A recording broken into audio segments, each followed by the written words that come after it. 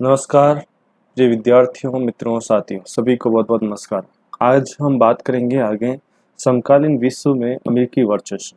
देखिए, हमने 3 चैप्टर का अध्ययन कर चुके हैं और आज हमारा जो तीसरा चैप्टर है समकालीन विश्व अमेरिकी वर्चस्व।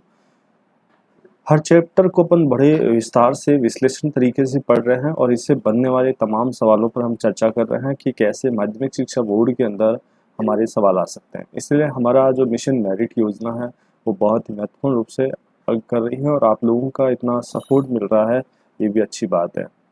ये भी प्रिय विद्यार्थियों, आपके लिए पूर्ण रूप से ये जो क्लासें हैं आप आराम से इनको देख सकते हैं, निःशुल्क हैं, किसी भी प्रकार का कोई चार्ज नहीं है। और रही बात, आप मेरी आवाज़ जो है इसकी क्वालिटी आप बढ़ा सकते हैं आप अपनी सेटिंग के अंदर। इसके अलावा मेरी आवाज़ फास्ट और कम भी कर सकते हैं यदि जैसे सुविधा लगे ऐसे। देखिए, समकालीन विश्व में अमेरिकी वर्चस्व, जैसे पहले हमारा शीत युद्ध का दौर था, उसके बाद हमारी शीत युद्ध में दो ध्रुवीयता आई थी, दो ध्रुवीयता का अंत, और अब अमेरिका का वर्चस्व बात कर रहे हैं। यहाँ पर देखिए, बहुत ही शीत युद्ध के अंत के बाद संयुक्त राज्य अमेरिका विश्व की सबसे बड़ी अर्थव्यवस्था या सबसे बड़ी ताकत बनकर उभरा और दुनिया में कोई भी उसकी टक्कर प्रतिनिधि नहीं रहा। यह बात आपको पता है कि जब सेकेंड वर्ल्ड वार हुआ और शीत युद्ध की समाप्ति हुई, उसके बाद विश्व में उसके मुकाबले कोई भी अर्थव्यवस्था सामने नहीं रही। सारी की सारी अर्थव्यवस्थाएं धराशायी हो चुकी थी और एकमात्र अर्थव्यवस्था उभरी, वो थी संयुक्त राज्य अमेरिका।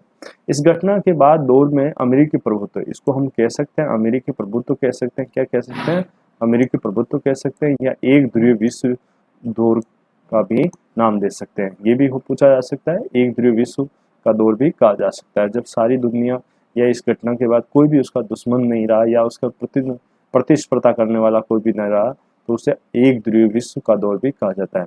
इस अध्याय में हम अमेरिकी प्रभुत्व की प्रकृति, विस्तार और सीमाओं को समझने की कोशिश करेंगे। पहले के हम खाड़ी युद्ध से लेकर अमेरिकी की अगुवाई में इराक पर हमले तक की घटनाओं का एक सिलसिला है और एक ध्रुवीय विश्व के उभार की इस घटना कथा की शुरुआत हम एक घटनाक्रम के जिक्र से करेंगे। इसको समझने का प्रयास करेंगे बहुत ही ध्यान से इस घटनाक्रम में।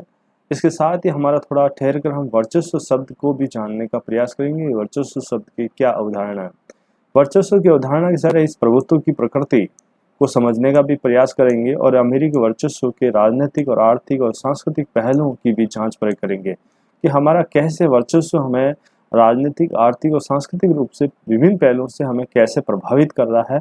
उस बिंदु पर भी हम बातचीत करने का प्रयास करेंगे। देखेंगे क्या अमेरिका से निपटने के लिए भारत के पास नीतिगत विकल्प क्या है। अध्याय के अंत में इस बात पर भी विचार करेंगे कि अमेरिकी वर्चस्व के सामने क्या कोई चुनौती आन खड़ी हुई है या अमेरिकी वर्चस्व अब उभरा जा सकता है। तो ये तमाम बिंदुओं पर हम बात करेंगे। आपको देखिए, यहाँ पर कुछ तस्वीरें दिखाई दे रही है, बड़ी बड़ी बिल्डिंग आपको दिखाई दे रही है इसमें यहाँ पर, और इन बिल्डिंगों की बात करते हैं तो अपन बात करें 2001 में सितंबर में न्यूयॉर्क स्थित वर्ल्ड ट्रेड सेंटर पर हमला हुआ और इसे समकालीन इतिहास की धारा को मोड़ देने वाली घटनाओं के रूप में देखा जाता है। और यहाँ ये हमने और उसके बाद की स्थिति को बयान करती हुई तस्वीरें आपको दिखाई दे रही हैं। ठीक है, उसके बाद अपन बात करते हैं, यहाँ पर आगे आते हैं, एक कहानी सुनते हैं और ये कहानी है। चलिए अपन अमेरिका वर्चस्व को समझने का प्रयास करते हैं। आयशा, जाबू और आंद्रेई, ये तीन अलग अलग करैक्टर हम ले रहे हैं और इन तीन करैक्टर से इन तीन लोगों की कहानी हम पढ़ रहे हैं और ये जानने का प्रयास कर रहे हैं किस प्रकार से हमारे अमेरिकी वर्चस्व का ये लोग शिकार हुए हैं। बगदाद के छोर पर कायम एक स्कूल में पढ़ रही आयशा ने अपनी पढ़ाई में अव्वल थी। उसने सोचा था कि आगे किसी विश्वविद्यालय में डॉक्टरी की पढ़ाई करूंगी। सन 2003 में उसकी एक टांग जाती रही। वे ठिकाने में अपने दोस्तों के साथ छिपी हुई थी, तभी हवाई हमले से दागी हुई एक मिसाइल ने उसके ठिकाने पर आ गिरी। आयशा अब फिर से चलना फिरना सीख रही है। अब भी उसकी योजना डॉक्टर बनने की है, लेकिन तब ही जब विदेशी सेना उसके देश को छोड़कर चली जाए। डरबन, अगला हमारा बात करते हैं। दक्षिण अफ्रीका का रहने वाला जाबू एक प्रतिभाशाली कलाकार हैं। उसकी चित्रकारी में पारंपरिक जनजातीय कला का गहरा असर है। उसकी योजना है कि आर्ट स्कूल में पढ़ने और उसके बाद अपना स्टूडियो खोलने की है, लेकिन पिता चाहते हैं कि जाबू MBA की पढ़ाई करें हैं, परिवार का व्यवसाय संभालें। व्यवसाय फिलहाल मंदा चल रहा है। जाबू के पिता सोचते हैं कि वह परिवार के व्यवसाय को फायदेमंद बनाएगा। तीसरा क्रिकेटर हमारे बात है युवा आंद्रे पर्थ, ऑस्ट्रेलिया में रहता है और उसकी माँ बाप बतौर अप्रवासी के रूप से आए हैं। चर्च जाते वक्त जब से वह नीली जींस पहन लेता है तब उसकी माँ आपे से बाहर हो जाती हैं और वह चाहती हैं कि आंद्रेई चर्च में सभ्यशालीन दिखाई पड़े। आंद्रेई की अपनी माँ को बताता है कि जींस कूल है, जींस पहनकर उसे आज़ादी का एहसास होता है। आंद्रेई के पिता उसकी माँ को याद दिलाते हैं कि हम लोग अब लेनिनग्राद में रहते हैं, अपने जवानी के दिनों में जींस पहनते थे, उसी कारण से जिसे आज आंद्रेई पहनता है। आंद्रेई अपनी माँ से बहस हुई, हो सकता है जाबू को वो विषय पढ़ना पढ़े जिसकी उसकी दिलचस्पी नहीं है। इससे अलग आयशा की वो टांग जाती रही और हमारा सौभाग्य वह है कि वह जीवित है। हम इन समस्याओं के बारे में एक साथ चर्चा कैसे कर सकते हैं? हम ऐसा कैसे कर सकते हैं कि ऐसा जरूर करना चाहिए।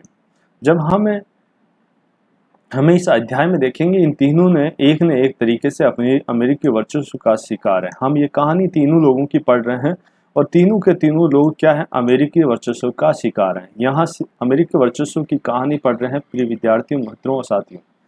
आयशा और जाबू और आंद्रेई ने चर्चा में हमें फिर से लौटेंगे, लेकिन हमने पहले इस बात को समझेंगे कि अमेरिकी वर्चस्व की शुरुआत कैसे हुई। ये कहानी बाद में आगे इनको और ज़्यादा विस्तार से लेंगे, आगे इनके बारे में जानेंगे कैसे अमेरिकी वर्चस्व के ये तीनों लोग शिकार हुए थे। इससे पहले हमें ये जानने का प्रयास करेंगे इस अध्याय में कि अमेरिकी वर्चस्व की शुरुआत कैसे हुई, आज विश्व में कैसे असमंद है। हम चर्चा में संयुक्त राज्य अमेरिका की जगह ज़्यादा लोकप्रिय शब्द अमेरिका का इस्तेमाल करेंगे। ये आपको पता है कि हम संयुक्त राज्य अमेरिका के स्थान पर हम सबसे ज़्यादा जो शब्द का प्रयोग करते हैं वो कौन सा शब्द का प्रयोग करते हैं? अमेरिका का शब्द का प्रयोग करते हैं। लेकिन यहाँ तो ये याद रखना उपयोगी होगा कि अमेरिका शब्द में उत्तरी अमेरिका या दक्षिण अमेरिका नामक दो महाद्वीपों का अर्थ ध्वनित होता है। संयुक्त राज्य अमेरिका मात्र के लिए अमेरिका शब्द का प्रयोग खुद हमने उस वर्चस्व का प्रतीक है जिसे हम इस अध्याय में समझने की कोशिश करेंगे।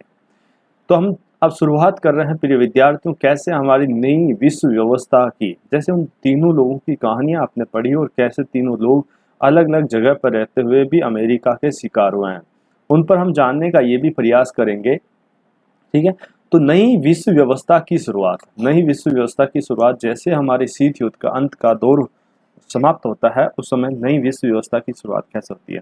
सोवियत संघ की अचानक विघटन, ये आपको पता ही है 1991 में सोवियत संघ रूस का विघटन हर कोई आश्चर्यचकित रह गया था। ये कभी सोचा भी नहीं था कि प्रिय विद्यार्थियों कि इतनी बड़ी अर्थव्यवस्था या इतना बड़ा जो संगठन है वो कैसे एकदम अचानक बिखर जाएगा। तो दो महाशक्तियों का एक वजूद तक नहीं था, जबकि दूसरी अपनी ताकत या कह की बढ़ी हुई ताकत के साथ कायम था। इस तरह जान पड़ता है कि अमेरिकी वर्चस्व की शुरुआत 1991 में हुई थी, जब एक ताकत के रूप में सोवियत संघ को अंतर्राष्ट्रीय परिदृश्य में क्या हो गया था? विघटन हो गया। देखिए यहाँ पर एक चित्र दिखाई दे रहा होगा आपको, और इस चित्र के बारे में थोड़ा आगे जानने का प्रयास करेंगे। सबसे पहले तो यहाँ गायब हो गया कौन? सोवियत संघ यहाँ पर पूरी तरह से गायब होगा, और एक हद तक ये बात सही है, लेकिन हमें इस बात के साथ साथ दो और बातों पर भी ध्यान देना योग्य होगा।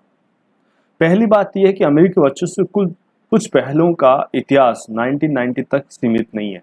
अब बात करते हैं कि जैसे ये अपन अमेरिकी वर्चस्व की कहानी पढ़ रहे हैं, तो क्या ये 1991 तक ही सीमित है? नहीं, 1991 तक सीमित नहीं है। इतिहास 1991 तक सीमित नहीं है, बल्कि ये इससे कहीं पीछे दूसरे विश्व युद्ध की समाप्ति के समय भी 1945 तक जाता है। यानी अपन इसको प्रभाव को देख सकते हैं कि 1945 से ही इसका प्रभाव देखने को मिल रहा है, क्योंकि अमेरिकी वर्चस्व का प्रभाव हमारे सेकेंड वर्ल्ड वॉर के बाद विश्व स्तर पर शुरू हो चुका था और विश्व की बहुत सारी संस्थाओं में हमें सीधा अमेरिकी वर्चस्व के शिकार हुए हैं। हम इस पहलू के बारे में और भी अध्याय में पढ़ेंगे। दूसरी बात है कि अमेरिका 1991 में वर्चस्वकारी ताकत के रूप में बर्ताव करना शुरू नहीं किया। दरअसल ये बात है कि बहुत बाद में जाकर साफ हुई कि दुनिया वर्चस्व के दौर से जी रही है। ये पहले शुरुआत में अमेरिका ने ये साफ नहीं किया कि हम अमेरिकी वर्चस्व में जी रहे हैं, लेकिन बाद में साफ हो चुका था कि हम अमेरिका के वर्चस्व में दूर से गुजर रहे हैं। तो उस प्रक्रिया की चर्चा हम उस अमेरिकी वर्चस्व की जड़ों को ज़्यादा गहरे तक जमा दिया। हम 1990 के अगस्त में इराक में कुवैत पर हमला किया। कब किया? ये बहुत ही महत्वपूर्ण, आपसे सीधा सवाल पूछा जा सकता है प्रिय विद्यार्थियों कि यहाँ पर देखिए, इराक ने कुवैत पर हमला किया। कब किया? 1990 में। 1990 के अगस्त में इराक ने कुवैत पर हमला किया और बड़ी तेजी से उस पर कब्जा जमा लिया। इराक को समझाने बुझाने की तमाम राजनीतिक कोशिशें जब नाकाम रही, तो संयुक्त राष्ट्र संघ ने कुवैत को मुक्त कराने के लिए, संयुक्त राष्ट्र संघ ने, प्रिय विद्यार्थी यहाँ पे ध्यान दीजिए, संयुक्त राष्ट्र संघ ने कुवैत को मुक्त कराने के लिए बल प्रयोग की अनुमति दे दी गई। क्या दे दी गई? बल प्रयोग की अनुमति दे दी। किसने दे दी?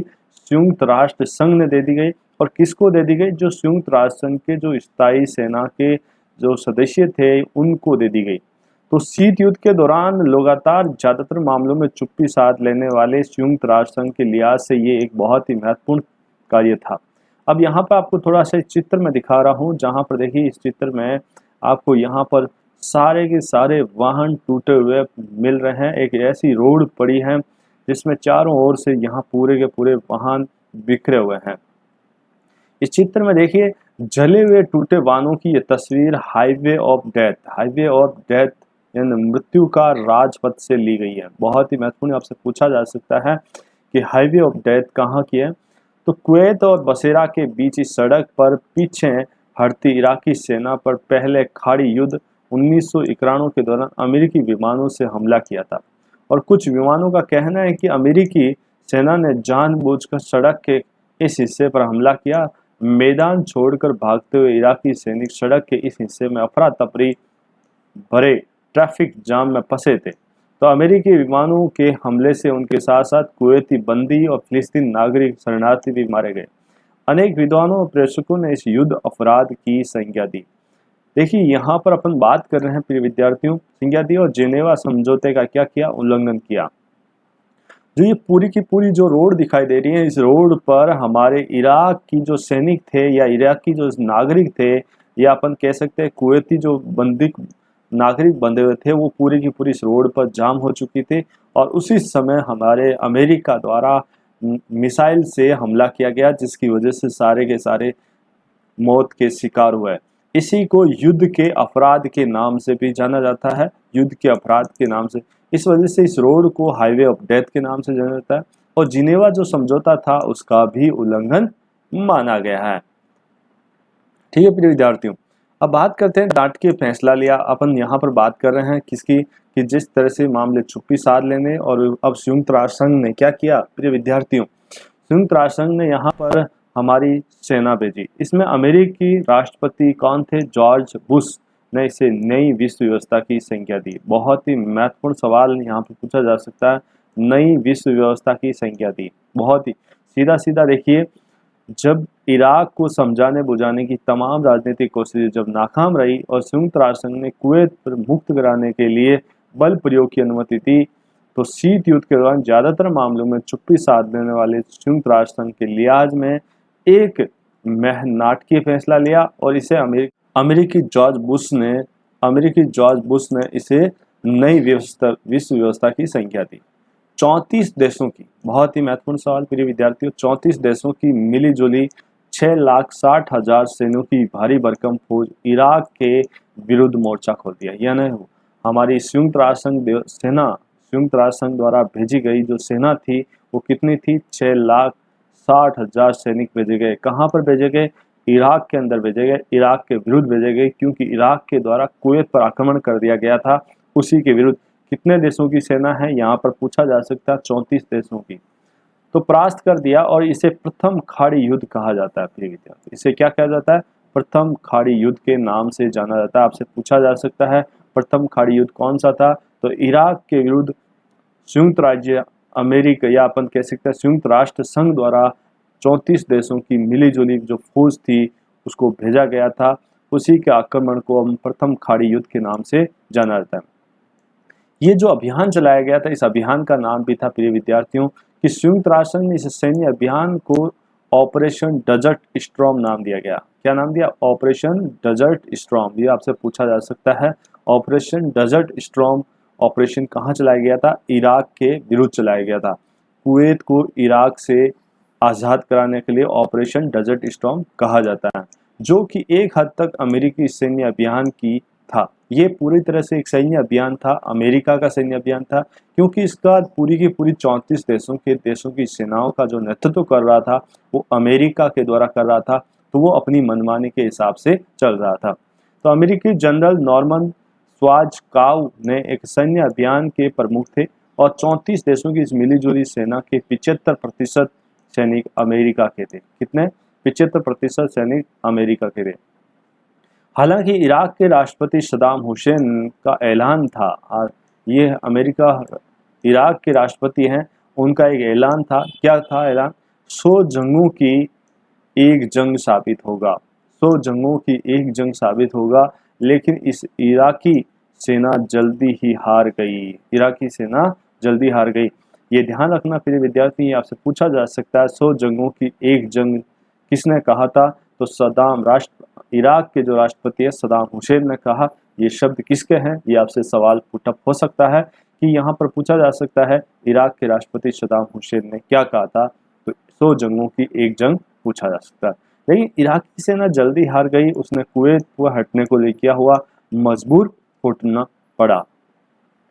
प्रथम खाड़ी युद्ध से यह बात जाहिर हो गई थी कि बाकी सैन्य क्षमता के मामले में अमेरिका को बहुत पीछे हैं। इस मामले में प्रौद्योगिकी के धरातल पर अमेरिका बहुत ही आगे निकल गया। बड़े विज्ञापनी अंदाज में अमेरिका ने इस युद्ध में तथाकथित स्मार्ट बम्बों का प्रयोग किया। बहुत ही महत्वपूर्ण, आपसे पूछा जा सकता प्रिय विद्यार्थियों कि स्मार्ट बम्बों का प्रयोग कौन से युद्ध में किया था? तो ध्यान रखना, इराक और कुवैत आक्रमण के समय स्मार्ट बम्बों का प्रयोग किया। इसके चलते कुछ पर्यवेक्षकों ने इसे कंप्यूटर युद्ध की संज्ञा दी गई। अब आपसे पूछा जा सकता है कंप्यूटर युद्ध किसे कहा जाता है? तो ध्यान रखना, अमेरिका के द्वारा इराक में स्मार्ट बम्बों का प्रयोग करना ही कंप्यूटर युद्ध की संज्ञा माना जाता है। इराक में अमेरिका के द्वारा अपन बात करते हैं, अमेरिका के द्वारा इराक के ऊपर जो बम प्रयोग किए गए थे वो स्मार्ट बम का प्रयोग किया गया था, और उसी को हम कंप्यूटर युद्ध के नाम से जाना जाता है। क्योंकि ऐसा क्योंकि इस संख्या की दी जाती है, इस युद्ध का टेलीविजन पर व्यापक कवरेज हुआ था, क्योंकि सीधा प्रसारण दिखाया गया था और एक वीडियो गेम वार में तब्दील हो गया था। ये सीधा देखा जा रहा था कि पूरी की पूरी दुनिया देख रही थी कैसे अमेरिका द्वारा इराक के सैनिकों पर आक्रमण किया जा रहा है। वो पूरा का पूरा लाइव टेलीकास्ट दिखाया जा रहा था, तब्दील हो गया था। और दुनिया भर में अलग अलग जगहों पर दर्शक अपनी बैठक में बड़े इम्तिहान से देख रहे थे इन इराकी सेना किस तरह से धराशायी हो रही थी, किस तरह से इराकी सेना धराशायी हो रही थी। दुनिया को यह सीधा प्रसारण हो रहा था।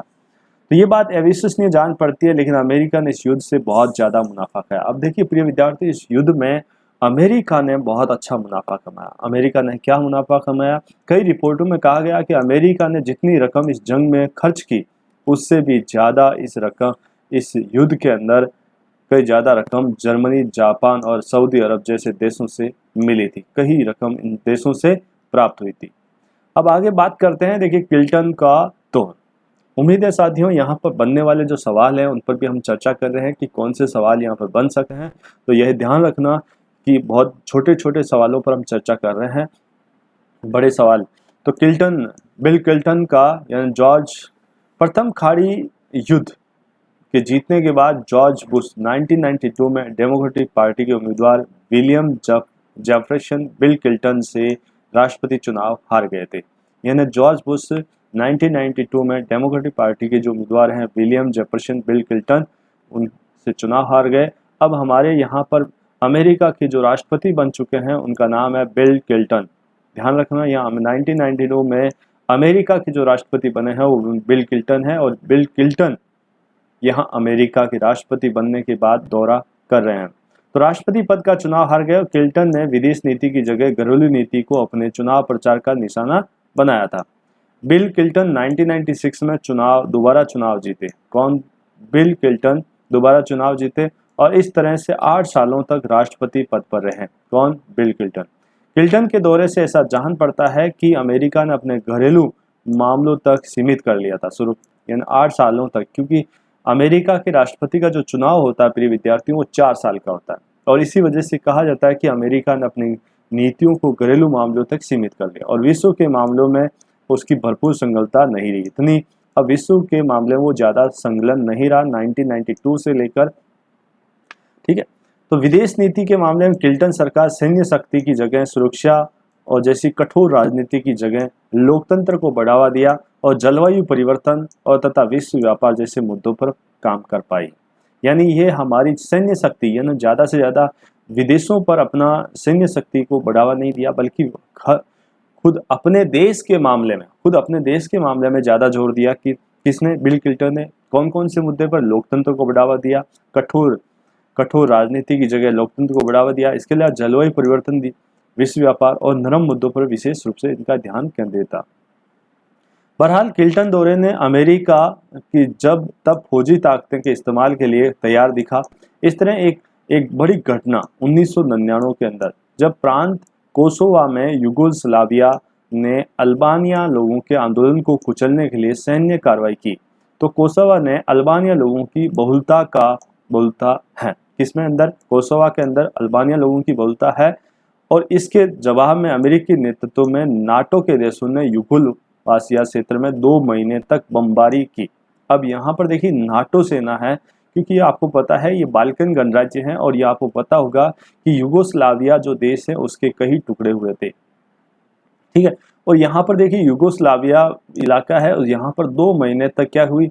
बमबारी हुई थी, तबाही कर दी गई थी, जिसमें स्लोबोदान मिलोसेविच की सरकार गिर गई और कोसोवा में नाटो की सेना का क्या हो गया? काबिज हो गई। तो क्लिंटन के दौर से दूसरी बड़ी सैन्य कार्रवाई नैरोबी यानी केन्या और दार एस सलाम तंजानिया में अमेरिकी दूतावास पर बमबारी के समय 1998 में हुई थी, ठीक है। अतिवादी इस्लामी संगठन के समय विचारों से प्रभावित आतंकवादी संगठन अल कायदा को भी इस बमबारी का जिम्मेदार ठहराया गया था। यहाँ पर देखिए आपको जो हमारी अमेरिका है, उस अमेरिका के अंदर जो केन्या के अंदर और इसके अलावा दार एस सलाम अमेरिकी दूतावास है, उस दूतावास पर 1998 में इस्लामी संगठन, आतंकवादी संगठन द्वारा यहाँ पर बम गिराया गया था, और इस बम का जो जिम्मेदार है वो किसको ठहराया गया था प्रिय विद्यार्थियों? अल कायदा को। ये बहुत ही सीधा सवाल पूछा जा सकता है। नैरोबी और दार एस सलाम के अंदर किसके द्वारा अमेरिकी दूतावास पर बम गिराया था? तो ध्यान रखना ये अल कायदा के द्वारा गिराया गया था। इस बमबारी का जिम्मेदार उसको ठहराया गया। इस बमबारी के कुछ ही दिनों के बाद अंदर राष्ट्रपति क्लिंटन ने ऑपरेशन इनफाइनाइट रिच का आदेश दिया। ये बहुत ही महत्वपूर्ण सवाल आपसे पूछा जा सकता है कि ऑपरेशन इनफाइनाइट रिच किससे संबंधित है? तो ध्यान रखना केन्या यानी नैरोबी और इसके अलावा दार एस सलाम के ऊपर जो हमारे अमेरिकी दूतावास है उस पर गिराए गए बम के विरुद्ध जो भी आतंकवादी संगठन है, उस आतंकवादी संगठन को सबक सिखाने के लिए ये नया ऑपरेशन चलाया गया राष्ट्रपति क्लिंटन के द्वारा। और कौन सा चलाया गया? ऑपरेशन इनफाइनाइट रिच का आदेश दिया गया। इस अभियान के अंतर्गत अमेरिका ने सूडान, अफगानिस्तान के अलकायदा के ठिकानों पर कई बार क्रूज मिसाइलों से हमले किए, और अमेरिका ने अपनी इस कार्रवाई के लिए संयुक्त राष्ट्र संघ की अनुमति लेने और इस सिलसिले के अंतर्राष्ट्रीय कानूनों की परवाह नहीं की। यहाँ पर देखिए इस कार्रवाई में सूडान यानी अमेरिका ने सूडान में, ये बहुत ही महत्वपूर्ण सवाल पूछा जा सकता है, अमेरिका ने सूडान और अफगानिस्तान के अंदर अल-कायदा के जितने भी जो ठिकाने थे उस पर कई बार क्रूज मिसाइलें चलाई, और इस क्रूज मिसाइलों की अमेरिका ने अपनी इस कार्रवाई में संयुक्त राष्ट्र संघ से कोई भी परमिशन नहीं ली। इसके साथ साथ ही अंतर्राष्ट्रीय जो कानून है उनकी भी परवाह नहीं की, क्योंकि उसने ये अपने आप के ऊपर हमला समझा। इसी वजह से उसने पूरा का पूरा उसके सीधे बिना किसी से अनुमति लिए सीधा क्रूज मिसाइलों से हमला कर दिया। कहाँ पर? सूडान और अफगानिस्तान के अंदर। अमेरिका पर आरोप लगा कि उसने अपने इस अभियान में कुछ नागरिकों ठिकानों का भी निशाना साधा है, जबकि इनका आतंकवाद से कोई लेना देना नहीं है।